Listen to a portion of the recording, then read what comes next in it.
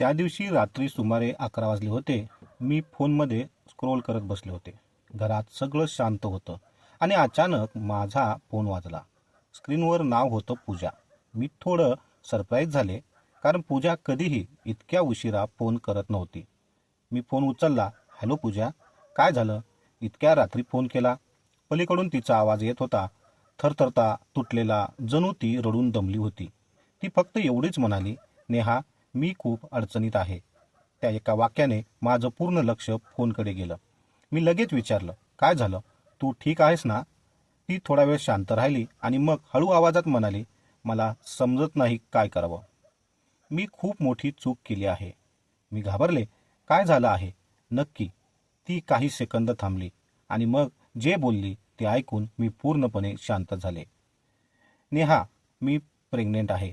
त्या एका वाक्याने माझ्या हातातून फोन जवळजवळ पडायला लागला होता. काय?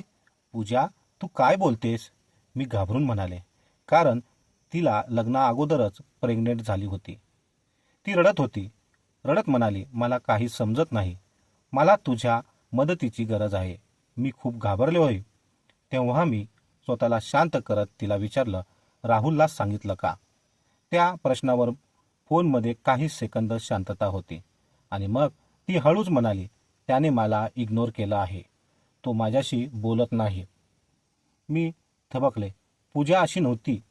ती नेहमी स्ट्रॉंग वाटायची, हसायची. पण त्या रात्री ती पूर्णपणे तुटलेली होती. मी विचारलं, तू घरी सांगितलं आहेस का? ती लगेच म्हणाली, नाही. नेहा, सांगू शकत नाही. माझं घर खूप स्ट्रिक्ट आहे. त्या क्षणी मला समजलं, ती एका अशा परिस्थितीत अडकलेली होती जिथे ना पुढे जाता येत होतं ना मागे. तेव्हा मी फक्त एवढंच सांगितलं, तू शांत हो. मी तुझ्यासोबत आहे. पण मनात मात्र एक विचार होता, आता पुढे काय होणार? ती रात्र आम्ही फोनवर बोलत राहिलो. ती रडत होती. मी तिला शांत करत होते. आणि त्या रात्रीच पूजाची पूर्ण कहाणी मला समजायला लागली. पूजा 22 वर्षाची, एका छोट्या गावातली साधी मुलगी. तिचं कुटुंब साधं, वडील शेतात काम करणारे, आई घर सांभाळणारी आणि 2 मोठे भाऊ. घराचं वातावरण थोडं कडक, विशेष मुलीच्या बाबतीत. पण एकुलती एक असल्यामुळे घरात सर्वांची लाडकी. तिची शिक्षणाची इच्छा बघून तिच्या आईबाबांनी व भावांनी तिला शहरातल्या कॉलेजमध्ये पाठवलं. पूजा कॉलेजला जायला लागली. पहिल्यांदाच तिला घराबाहेरचं आयुष्य दिसायला लागलं. नवीन लोक, नवीन मैत्रिणी आणि तिथेच तिची ओळख झाली राहुलशी. राहुल त्याच शहरातून आलेला, बोलण्यात गोड, मदत करणारा.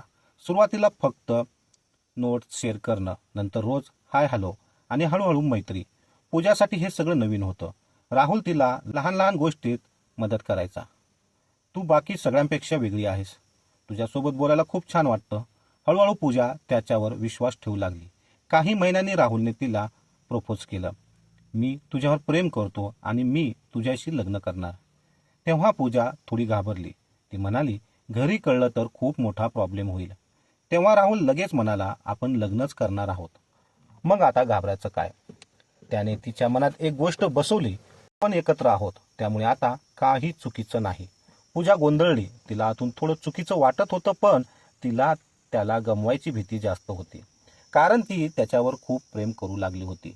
एक दिवस दोघे कॉलेज सुटल्यानंतर बाहेर भेटले. आज माझ्या बहिणीचा बड्डे आहे, आपण माझ्या घरी जाऊ, असे खोटे सांगून तो तिला एका मित्राच्या रूमवर घेऊन गेला. तू माझ्यावर पूर्ण विश्वास ठेव ना. पूजा थोडा वेळ शांत राहिली आणि मग मान हलवली. इथेच तिचा सगळ्यात मोठी चुकी झाली. त्या क्षणी त्यांनी स्वतःच्या मर्यादा ओलांडल्या. विश्वासाच्या नावाखाली काही दिवस सगळं नॉर्मल वाटत राहिलं. राहुल तसाच बोलत राहिला, पण हळूहळू त्याचं वागणं बदलायला लागलं. कॉल कमी झाले, मेसेज उशिरा आणि भेटणं तर टाळायला लागला. पूजाला काहीतरी चुकीचं वाटायला लागलं, पण ती स्वतःला समजत होती, तो बिझी असेल. त्याच दरम्यान तिची तब्येत बिघडायला लागली. थकवा, मळमळ. सुरुवातीला तिने दुर्लक्ष केलं, पण एक दिवस तिनं जवळच्या मेडिकल स्टोअरमधून टेस्ट किट आणले. हात थरथरत होते. तिनं टेस्ट केलं आणि रिझल्ट पॉझिटिव्ह आला. त्या क्षणी तिचं पूर्ण जग थांबलं. डोक्यात एकच विचार, आता काय? ती घाबरून राहुलकडे गेली. राहुल सुरुवातीला टाळाटाळ करत होता. शेवटी त्याने प्रेग्नेंट आहे, राहुल काही सेकंद शांत राहिला आणि अचानक त्याचा टोन बदलला. हे शक्य नाही. पूजा घाबरली आणि म्हणाली, पण राहुल, तूच आहेस या बाळाचा बाप. प्लीज आपण लग्न करू. मी फक्त तुझ्यावर प्रेम केलं आहे. तेव्हा तो मध्येच म्हणाला, माझ्यावर आरोप करू नकोस. माझं नाव खराब करायचं आहे का?